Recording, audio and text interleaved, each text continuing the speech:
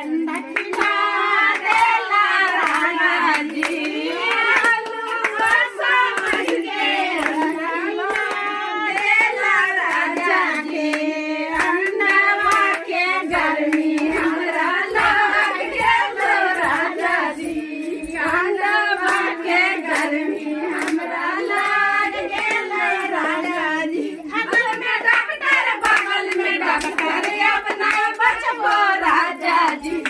हालत में डॉक्टर बगल में डॉक्टर अपना बचबो राजा जी दारुआ समझ के ठंडा पिला देला ठंडा समझ के दारुआ पिला देला राजा जी ठंडा समझ के बोतल समझ के बियर